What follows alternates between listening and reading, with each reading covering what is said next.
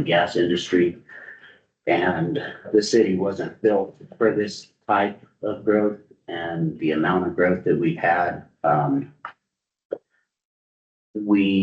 4 years ago, our wastewater treatment plant was not being able to handle, everything that was coming in. And a lot had to do with the RV trailers. And so we have designed a brand new wastewater treatment plant, that will go out to bid, this either the latter part of this summer or early part of this fall. And the screw press, would be part of it. Right now, our ponds are at max capacity with sludge. We're having it hauled out every day, to the city of Hobbs. And that's we probably spend about $14,000 a month, hauling sludge, up to the city of Hobbs. So this would be, a huge help in reducing that sludge. We feel like we could have that wastewater treatment plant completed, the construction completed a year from now. And then that would help with the other issues that we have as far as compliance with the environment department. Okay, thanks for the next. Any questions from members of the board? Governor, I'm ready to make a motion, but I just want to say JAL is taking the brunt of all the industry that's producing a lot of revenue for the state, and I personally know you're under pressure, I would move approval of this request, if you're ready to entertain it, Governor. Yeah, we're ready to entertain. I believe that member Trev Sonny, did you have say? No, I'm just in full agreement. Okay, member, Treasurer McLean, I would like to second the motion. we have a motion, we have a second, any additional information from staff? Mr. Chair, members, no, I would just note that in your board packets, we had included a resolution that will memorialize the grant should it be awarded, with our standard reporting requirement, and these funds will be provided on a reimbursement. Once we receive invoices, that money will be processed by the Department of Finance Administration. Okay, thank you. Bring clarification, this is the grant Yes. instead of, okay. Thank you. Okay, I'll go ahead. We have a motion, we have a second. So all those in favor signify by saying aye. Aye. Those opposed, nay. Thank you, Wes. Thanks for coming up. Thank you. I'll see for the community. Thank you. We're gonna go on to the next, solid waste authority, I believe facilities settle and. Well, it's almost afternoon, it is good afternoon. So good afternoon, everyone. I'm Priscilla Lucero, and I'm the director of the Southwest New Mexico Council of Governments, and I provide technical assistance to local governments. Good afternoon. My name is Diana Temple and I'm with Southwest Solid Waste Authority. I'm the office manager. So I'm gonna make it really simple and fast, just because I think you know the work that I do with these entities, and it's one of those things that I'm hearing in the discussions this morning, and it's pretty evident that as we try to explore more dollars in communities, it just becomes more difficult for the number of staff people within an organization. So I think if I want to really just reiterate what's happened with the Solid Waste Authority, it's one of those situations is when you have an individual who was served, and she was initially the manager of the Solid Waste Authority, retired, left, and through that process of trying to select new people to come in and learn a process that's very difficult to learn, is that you have a lot of challenges along with that. And over a period of time, what happens is they have to learn so many different programs and know the regulations that go along with that.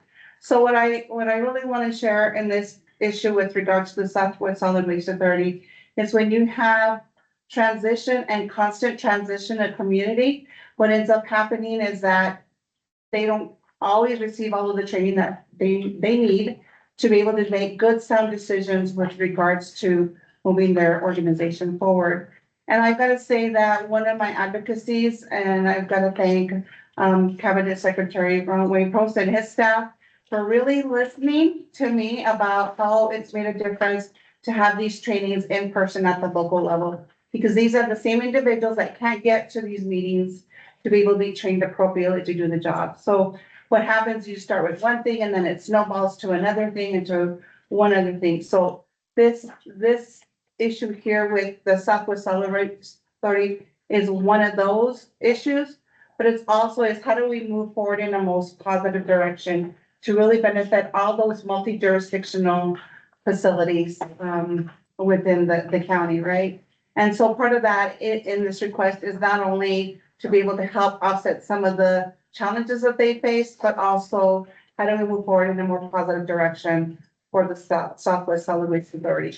So I'm just gonna turn it over, Diana, if there's anything you wanna say. If not, I'm just gonna really leave it up to you if you have any specific questions. But I wanna assure you that everything that's been done to date has brought this organization up to a level of service in about 9 months with a lot of assistance from the board itself, from Christy Ortiz. That is also one of my, kind of an extension of my office through the Rural Partners Network, who's really worked with them to get it to a level of service. They got their audit up for the 22, right? And now they're working on 23. And so we continue to monitor those kinds of organizations to ensure that we're moving forward in a positive direction. And then I will also say as from a technical assistance provider and being the community, if I can, if you feel comfort that you would like somebody to provide that oversight even more so, be happy to do that in regards to be a fiscal agent, if that brings you comfort. So, anything you want to add, Ty, or is there anything? You guys have any questions? No, I think Charlene is on as well.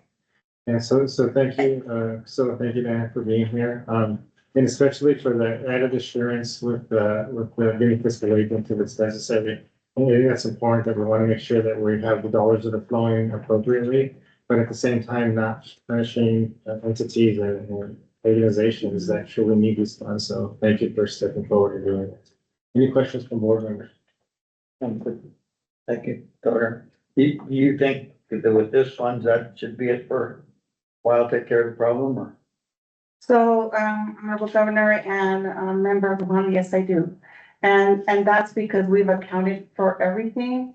And then also know that we have really worked diligently to secure other grant funds. And one of the challenges that we had specifically during COVID, right, is the lack as more people were cleaning out their garages and things like that during COVID, then we saw an uptick, right, and being using the landfill more, and then we were then dealing with issues around having enough cell space. I think all of that now has been resolved, and so we're at a much more comfortable point.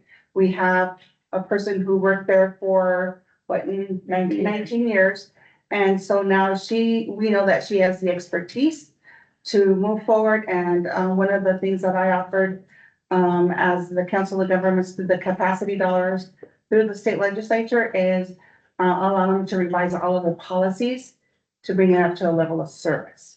And then, as you know, as a board member of the Colonial Infrastructure Fund, then I always want to ensure that those dollars are expended as diligently as possible, but also to understand that a lot of these communities, because they have incurred debt based on different funding mechanisms, are really getting at a point where they're maxed out on their debt, and then they can't incur any more debt. So those are things that I think as we move forward in these programs, we need to revisit and really maybe move into the waiver piece of it so that we can continue to make sure that these services are being provided in the most efficient and effective way. Okay. Member Treasurer McCoy and then Member Cassidy. So just the breakdown of the dollars that's on here, there's a mention of $201,000 for gas. What is that? Is that like for big trucks or? What happened was, we purchased our fuel through the town of Silver City, and the payments were not being made for the use of that fuel. So it's fuel that was prior years that weren't being paid. And Governor, they were still allowing for you to keep purchasing without payment from a previous fiscal year? Yes, and we're trying to catch that up, and we're almost at that point where we can catch it up. Okay, and then There was also some payments to the engineer that were were advised that were marked for a grant, that a Colonias grant. When we submitted, we realized it was not. So there's additional funds that we ended up having to Reimburse. reimburse. And then Governor, for number 4, completed solid waste disposal rate increased $10 per ton, 21% increase. Is that a standard for everyone or is? We had not, increased our rates since 1991. Okay, and so it's $10 per ton in addition to what dollar amount? While originally they were $48 a ton, and then there's also different rates for, our tires, your different types of waste. Okay, and then Governor, on number 2, seeking debt relief assistance to reduce the annual debt obligation of the 150,000, is that's just for this fiscal year? That, I believe, is the Columbus Infrastructure Fund, if I remember correctly, to reduce the debt, which is has an annual payment of the 10% loan requirement based on the awards that were made under the Columbus Infrastructure. Okay, and the chunk of it, the 514,000 for number 1, is that for labor, equipment, fuel expenditures for this fiscal year, and that's different from the fuel expenditures or purchases? Now that's to purchase and install automated solid waste compactors. What our intent is with that is currently we have, 4 different stations, transfer stations throughout the area. They have 40-yard, open top containers that we have to pick up either daily or every other day. With the purchase of these compactors, it'll reduce the amount that we have to go out. They, contact waste at 4 to 1. And then the last question I have is, are you guys required to have an annual audit? Yes. And so the previous audit, was there any findings related to any of these issues? No, not the 22. We are currently in the draft format of the 23, and no. Sorry, one more question, Governor. So when was the last CFO or the person in charge of the finances left for retirement? Okay, so Governor and our prime member, Montoya, so she was the manager at one time, then there was a lapse of 9 years, right? So what ended up happening is, you know, the board comprised a person from each of the local governments that forms the actual board, right? And so what has happened is that in that transition of people coming in and out and not having that stability caused all this kind of chaos, not understanding all the requirements. So what I want to say is that, and I'll say this for myself, because I dealt with this year, is number 1, the number of auditors that we're losing. I was behind almost 3 years on my audit, and I think I mentioned this before to all of you, is that I was struggling just getting audits done, and I feel like my audit's pretty simple. And then the other thing is, we're also dealing with issues around, we lost all our accountants in our local area that are doing accounting for any of the special districts and nonprofits, then leaving that gap as well. So I think what in the intent of the group, what they tried to do within the actual board is utilize a staff person from within the local government to help try to move this organization in a much better position. Unfortunately, that just did not work, right?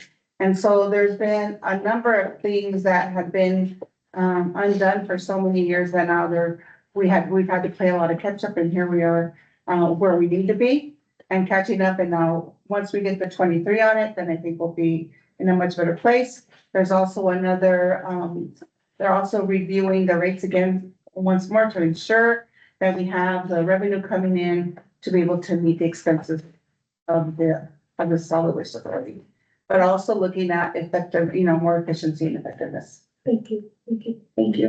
Thank you, Member Cassidy. Thank you, Governor, and thank you, Priscilla, thank you for being here. Matt Freeport Moran funded your audit for 2023 and 24. You're gonna have recurring revenues to pay your audit in 25. And will that be done in fiscal year 25, you think? Yes, we are working very hard to get that done. Our 23 is already in draft format. We're working on the responses as today and tomorrow. We are also preparing to go into the next audit, and we're already trying to organize our fall.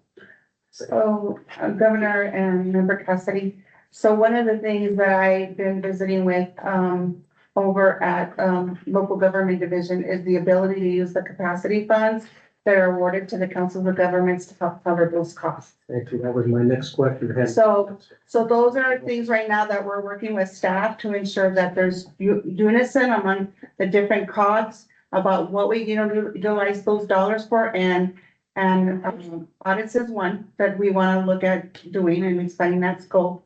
And there's many other things, even bookkeeping services, because if we can't get a good bookkeeper, then that just causes that snowball effect of our financial documents within the organization. So those are things that we're discussing right now, because we're gonna have that ability to really make change. Even though we know that there's auditing and dollars at the office of the state auditor, sometimes it's even difficult for them to find auditors to audit at the local level and trying to get those audits done. So I feel much more comfortable at this point that we have made in, I think, 9 months of progression in trying to get this organization where it is today. Thank you, ma'am. Just one more question, Kevin. Have you reconciled all your cash? And money missing, no issue. Not to my knowledge.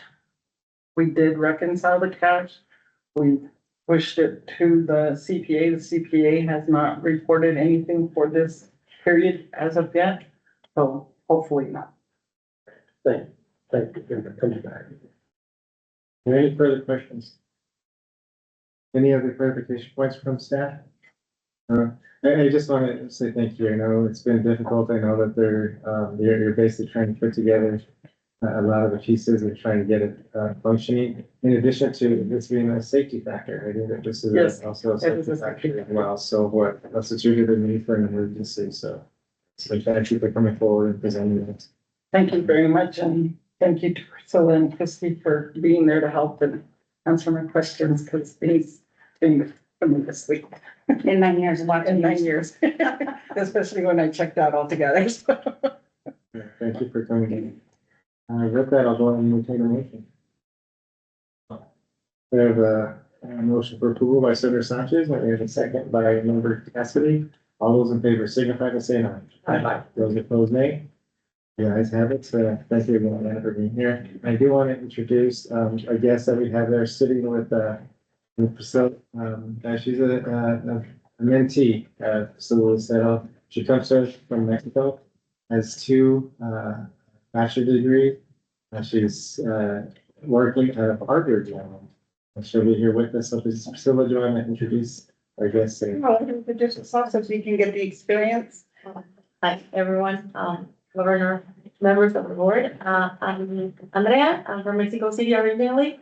I'm doing my master's in public policy currently at Harvard. It's my first year, so I'm really happy to be with Priscilla. I'm doing like a summer internship. I will be here until August 8th. And well, I'm just really excited to be here and learn all about the process here in the US and how it works. And members of the board, have not given her a break. So everyone is tagging along with me. I want to give her the opportunity to really learn about rural New Mexico. And so that was one of the greatest aspects for me, and talking to her colleagues last night for dinner. They visited New Mexico today and yesterday, is what an opportunity it's been for me to be able to see individuals like herself come to a rural community and talk about the challenges that we face in rural, and taking that back to Harvard, right? And I think on the other flip side of the coin, I just want to say what an asset it's been for her to follow me around, but to see other people know that we have Harvard students in our communities, and what an example she's setting for future generations as we talk about how we pilot those individuals in focusing on what their careers are going to be. And I'm totally in agreement when we discuss about how we do that more at the junior high and high school level, because I think that's where we get the exposure, right? I didn't have that exposure, and I think that's where it's lacking. And the more exposure we get, I think the more we can over and accomplish. You're welcome, Priscilla. Yeah, it's a testament to you too, knowing Priscilla. Priscilla and I grew up in the same neighborhood, the south side, poor side of Silver City called Brewer Hill. And it's really nice to see a girl from Brewer Hill is now mentoring a student from Harvard. Congratulations. Thanks for the opportunity, really. Being really thankful. Happy to have her. And I believe you have the next Yeah, item so on the Nancy. agenda. Thank you. So, Honorable Governor and members of the board, we have Nancy Kenton with us with the Casas de Lobos Mutual Domestic Water Consumers Association. As if you remember, we were here a while back requesting emergency funds for the Casas de Lobos. This is another request here, and I'm gonna let Nancy speak a little bit and then I'll chime in, but again, these are just things that happen at the local level when you don't have the ability to keep a watchful eye on everything that's happening within projects. And I really try to do that in my region, but as you know, sometimes there's just not enough capacity. So Nancy, if you want to talk about it a little bit, and I'll be able to chime in where you need me to. Sure, I'm the secretary of the board, and we're a small mutual domestic out in Casas Lobos in Memphis. We have 131 connections serving 350 residents with a median income from the 2020 census of $31,875. We have been concerned, we formed a mutual domestic in 2016. We accepted the infrastructure, but we did not realize how deteriorating the system was. The original sanitary survey identified several things, that the tanks had not been repaired properly. And that was one of the major deficiencies. We didn't have roads up to the tank. We found over time that the distribution pipes were not joined correctly. And every time the earth shifted or heavy machinery rolled by, we developed a new leak. And in the past 3 years, we started with $75,000 in our bank accounts. Over the past 3 years, we had $73,000 essentially. Over the past 3 years, we had 33 leaks to the cost of almost $76,000. We received tech support from RCAC and USDA. We're in the middle of a big USDA project. And I'm getting this all out of order, but we received at one time a Colonius grant to replace our 10,000 gallon tank with a 20,000 gallon tank. And that was really a wonderful thing. We began working with USDA to construct a whole new system to replace the pipes that were incorrect. In the middle of this, we found that the drilling of the second backup well was not included in the USDA funds, and we got a Colonius for $2,256,000 to re-drill that backup well. And the backup well, our original well, our well number 1, was constructed in 1949. And if we started to rehabilitate that well and something went wrong, we would be completely without water. So we needed that backup well. And so anyway, we have incurred debt along the way. And so we're asking for $75,954 for emergency reimbursement, $50,000 we need an operational reserve. We are depleted. And $290,135 for loan repayment for our 2 Colonius loans. We need to get back on our feet. We have done the best we can. And we've raised our rates. Our CAC helped us with a 5-year plan. Our last increase was 14%. We have in our we are adding assessments of $36.67 a month for loan repayment for USDA and loan repayments, and $22.43 to develop a reserve. That at the 6,000 gallon rate, we are now probably the most expensive water system, rate system in the state of New Mexico for neutral domestics. And we are asking for this so our association can get back on their feet, but we also need to have relief for our residents. Someone at one time said, well, the residents could drill the well, but that costs at least a minimum of $10,000. And most of our people are at 31,000, a third of their total income. So, Governor and members of the board, so that's okay. It's, just to give you a little history, this was a private system. It was owned by a private individual for 30 years. Our first attempt to make it a public system, didn't work just because of differences of opinion. 5 years went by. We actually already had the documents. We formulated into neutral domestic. And ever since then, we've been moving nothing but forward with this process to make sure they have the best water system. So once this is implemented, then all of the pieces of that water system will be taken care of. Unfortunately, what transpired was when you do the preliminary engineering reports for the USDA funds, that portion of the well was not included, and so therefore it couldn't be included as part of the scope of work that's funded by USDA. So that's where that became the challenge. Motion to approve. We have a motion to approve. Any discussion from board members? And now we have a second, Reverend Tripp Simon. Any additional information from Simon? No, Mr. Chair. Okay, I'll go ahead and, we have a motion and a second. So all those in favor signify by saying aye. Aye. Those opposed, nay. You guys have it. Congratulations. Thank you. So thank you very much. Thank you for your trust in me. And also thank you to staff. So grateful to all of you. And I have to say, I forgot the apologies. Thank you, Governor. Thank you for giving us the time. Thank you so much. We're gonna go on to our last, emergency, funding request, Secretary of State. So, it's an honor to have you here. Sharon, so good to have you here with us.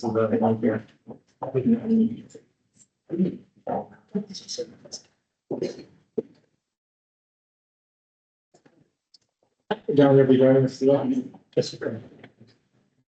Madam Secretary, we did get a hear though about Southwest Bag, you know, baggages and, some of those little ones. So sorry. The mute kept coming off my phone and I really apologize for that. But I'm glad someone was on it and muted me for me. Yeah, I was complaining about Southwest starting to charge bag fees. And then we had a discussion about it. It's very simple. Yeah. You take out the guys in the front, so you can't even drop your bag off. Yeah, Just go and up. then they're gonna start assigning seats too, so it's just kind of like, whatever. Ready whenever you are, Governor, and I know this is the last one, and I'm sure you all are ready to get out of here, so.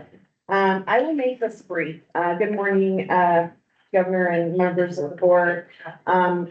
Typically, we've come before you in the past, for relief, due to election-related expenses that, we were not allocated in our funding request by the legislature. Thankfully, since then, we've created the elections fund, with the specific intent of never having to come to you all again, to ask for any assistance. However, is that an echo? That is, anyway, I can't complain because I was talking over your meeting earlier anyway. Anyway, this situation is different. Because the election fund was created, I believe the legislature, elections used to come out of our operating fund. And I believe the legislature decided we needed far less in our operating fund since we had the money in the election fund. Well, we still needed money for operations.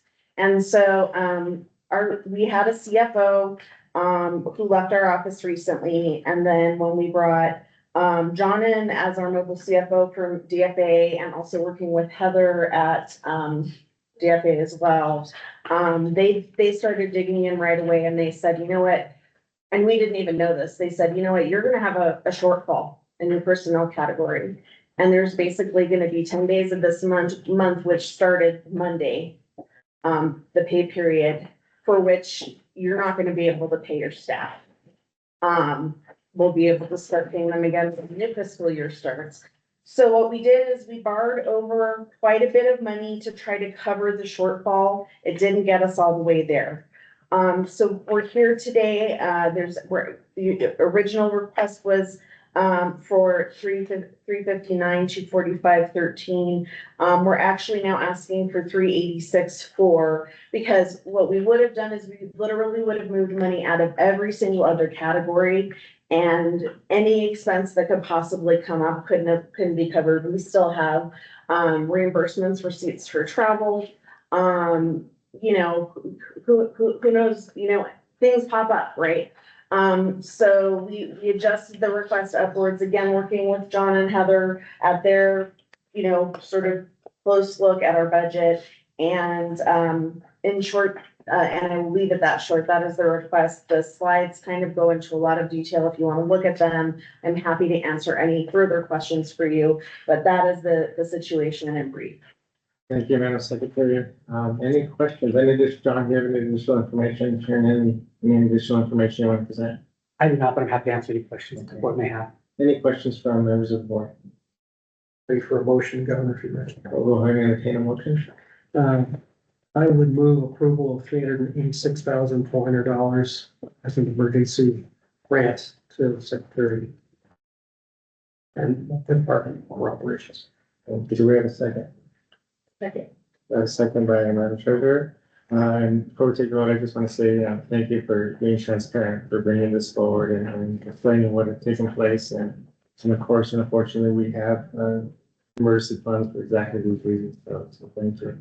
All those in favor signify by saying aye. Aye. Those opposed, nay. The ayes have it. We're incredibly grateful to all of you. Thank you. Sure. I believe that Anna Silva is coming in to present. We have one item right before. We have one last action item. Item number 29. Oh, sorry. We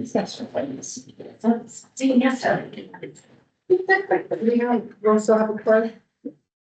Remember Trevor? Yes. We're gonna go on to item number 29. That's gonna be, Ashley, you're gonna be presenting that for us. Yes, I'll be very brief, Mr. Chairman. So I believe this is the last action item on the agenda, Mr. Chair, members. This, if you recall, CLA was contracted by the board, to review, State Treasurer's Office investment policy compliance. A report was provided to the board on June 3rd via email. CLA evaluated investment policy compliance, including identifying potential non-compliance risks, assessing internal controls, and recommending improvements.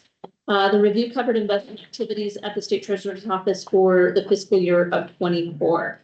The report has been provided. I can answer any questions. I have some high-level points, but since I know we're short on time, I think I will leave that at Mr. Chair, and am available and open for any questions you may have.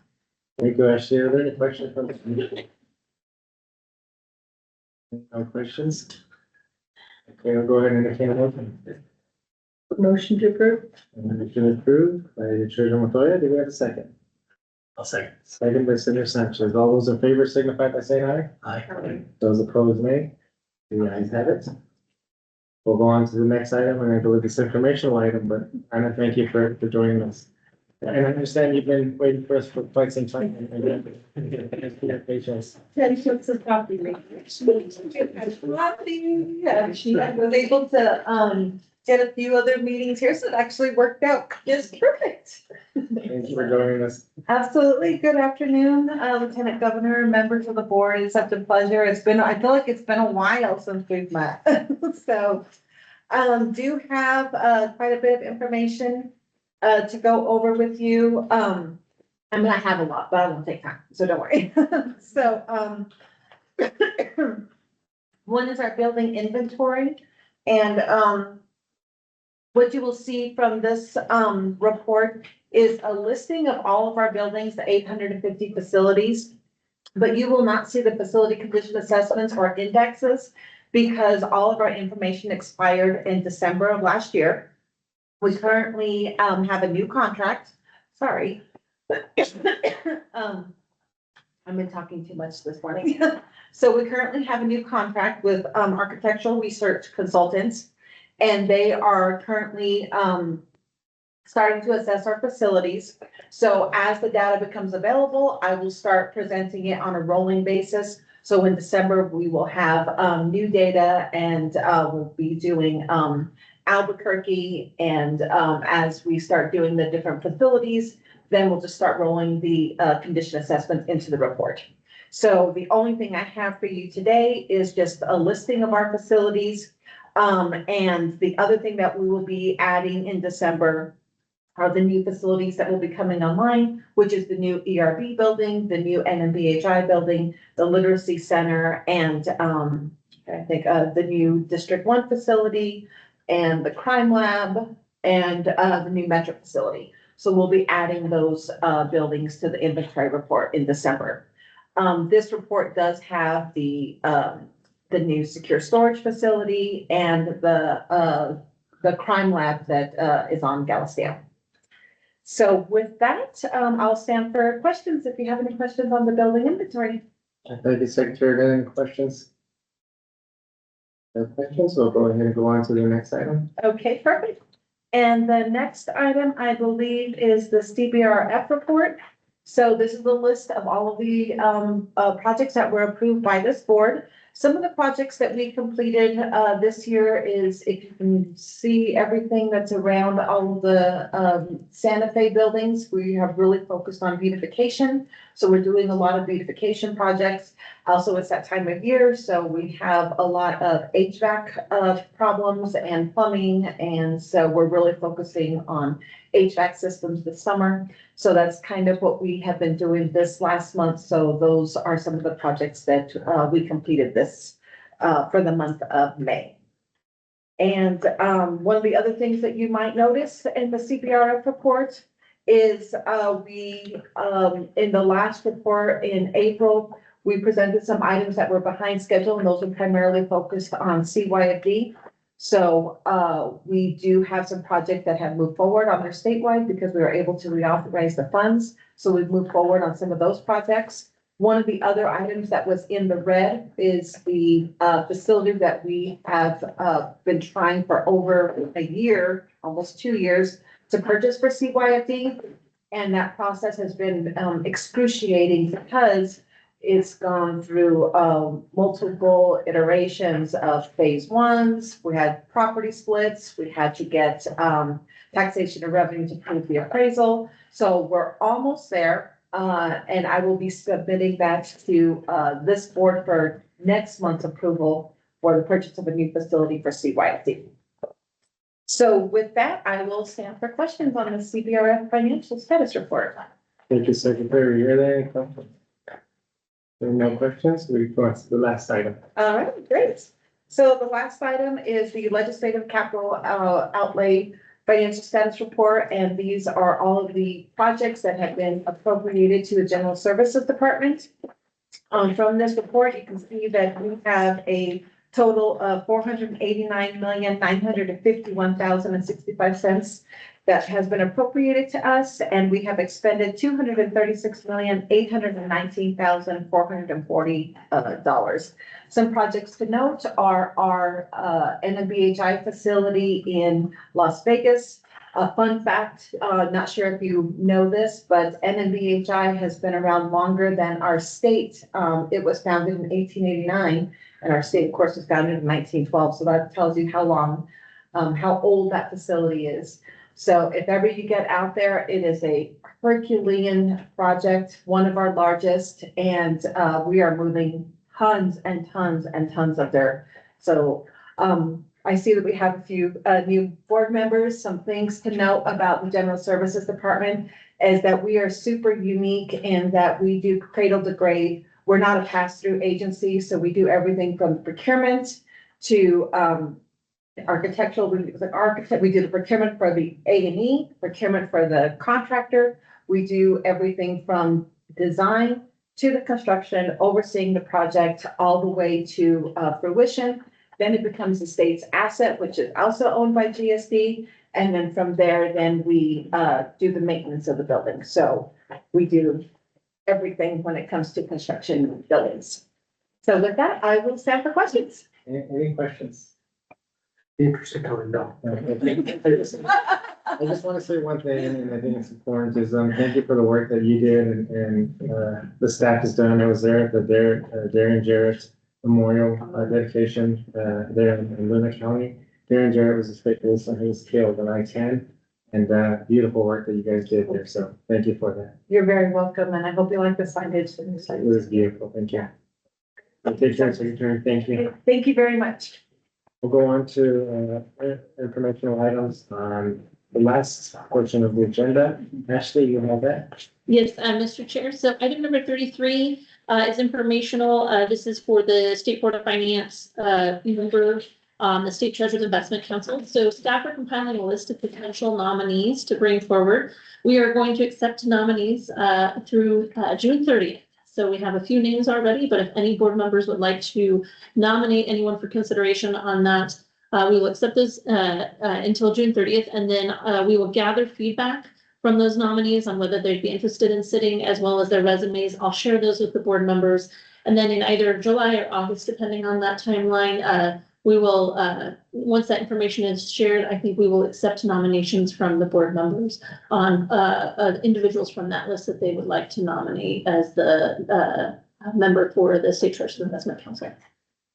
Thank you. Any questions? Seeing none? Mhm. So the next item is on page 2,489 of your board books. Executive summary is on 2494. This is the State Treasurer's Office monthly investment report for the month ended April 30th. Just very briefly, the State Treasurer managed 18.6 billion in assets. During the month, the office earned approximately 60.4 million from its investment positions. On an unrealized mark-to-market basis, the portfolios increased by 40.7 million. And with that, Mr. Chair, I'll stand for any questions that I could potentially answer on that. Are there any questions? Just one, Governor, if I could, earning credit rate, do we collect the money from that monthly? If it's in excess of? Mr. Chair, no, the current contract has it where we could net those out on a quarterly basis. But since we've been negative for so long, no, we just have a zero fee. But we could consider approaching Wells Fargo with an amendment to request that move across quarters. These days, balances, yes. Thank you. Thank you. Seeing no further questions? Ashley? Yes, so I'm going to report on the emergency balances. These are on page 2609, but I'm going to give you updated numbers from the actions of today's meeting. So today the board awarded $2,264,486 in emergency funds. That will take all of our remaining fiscal year 25 balance, which is about 1.6 million. And then it will utilize about, let's see here, 643,000 of our $2 million special appropriation that we have until the end of fiscal year 26. So essentially after today, the board should have about 5.36 million in emergency operating funds for fiscal year 26, and then the full $109,900 for emergency water. Any questions? I think that's excellent work and constant updates that you give us. I think it's helpful because we get those dollars out, not reverting funds, but making sure that they're spent appropriately. So thank you. I think the other last thing too is to thank the Board of Finance for the bill that's gonna go into effect July 1st, which means the threshold of the dollar amount that we had all agreed on would go up. Thank you. Ashley? Yes, so moving on to item number 36, this is the fiscal agent and custodial bank fees report, can be found on page 2611 of your board books. As member Cassidy already alluded to, we continue to see negative net fees because of the high earnings credit and the large balances that are subject to earnings. Our fees, our gross fees were $103,732, which was a little bit lower than April by about 10%. And we had no update on the custodial bank fees. We're still awaiting invoice on that from the last. And I'll stand for any questions. Any questions? Seeing none, we'll go on to the last item. All right, the last item, Mr. Chair, is the monthly joint powers agreements report. This is for the month ended May 31st. It's on page 2614 of your board packets. DFA approved 2 JPAs in May. Both were between the Department of Cultural Affairs and other entities. I would note that both relate to the Land of Enchantment Legacy Fund, which is made available for conservation and preservation efforts, and which DCA's Historic Preservation Division administers. The first JPA was between, again, DCA and the city of Albuquerque for $250,000 for the rehabilitation of the historic AT&SF fire station located in downtown Albuquerque.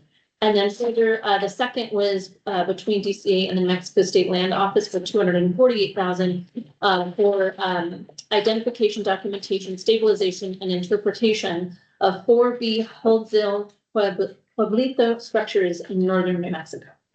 With that, Mr. Chair, I stand for any questions. Any questions? Long meeting. Yeah. Seeing no questions, thank you, Ashley. And I want to thank the board. I know we started off a little late today. Our morning started a little away from us. I want to thank the board. Another fiscal year, finished it up, and I think we've done some great work. Look for work to come as we get to the next fiscal year. That's going to be beneficial to the people of the state. So if there's any additional information before I call for adjournment. Seeing none, do I have a motion to adjourn? Thank you. We have a second. Seeing no objection, the meeting is adjourned. All right.